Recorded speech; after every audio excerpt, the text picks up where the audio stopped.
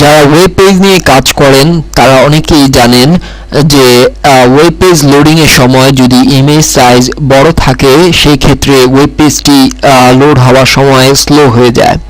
তো অ্যাডোব ফটোশপে একটি মেথড রয়েছে ওয়েব পেজের জন্য ইমেজকে সেভ করা। আমরা যদি ফাইল মেনুতে যাই তাহলে আমরা এখানে একটি অংশ পাচ্ছি সেভ ফর ওয়েব।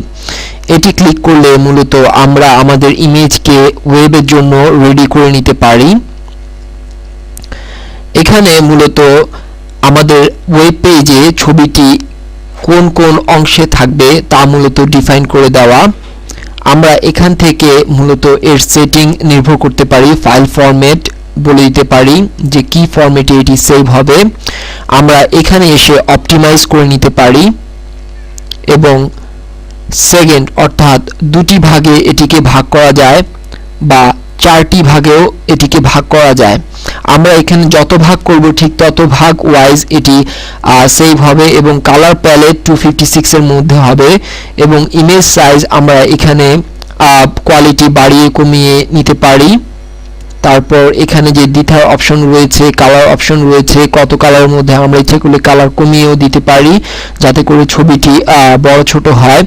এবং আমরা সবসময় এখানে একটি ফিডব্যাক পাচ্ছি যে এটি 28 kbps মডেম দিয়ে এই ইমেজটি লোড করতে কতক্ষণ লাগবে। 8 সেকেন্ড সময় লাগছে, আর এটির ক্ষেত্রে 10 সেকেন্ড সময় লাগছে, এটির ক্ষেত্রেও 10 সেকেন্ড এবং এটির ক্ষেত্রে এইভাবে ডিফারেন্ট ভাবে আমরা বলে দিতে পারি। এবং এখানে যে আপনার ব্রাউজার রয়েছে ব্রাউজার ডিফাইন করেও দিতে পারি যে কোন ব্রাউজারের আন্ডারে লোড হতে কত সময় লাগবে এবং কোন ব্রাউজারের আন্ডারে সেভ হবে। এইভাবে মূলত আমরা আমাদের ফটোশপের মাধ্যমে একটি ইমেজকে ওয়েবের জন্য রেডি করে নিতে পারি। তবে যারা ওয়েব নিয়ে কাজ করেন তারা এই মেনুটিতে আসলে খুব সহজেই বুঝে যাবেন যে আপনাদেরকে কি করতে হবে এবং আপনাদের ইমেজের জন্য সঠিক কি করা প্রয়োজনীয় তা আপনারা এখান থেকে নিজেরাই ফাইন্ড আউট করতে পারবেন।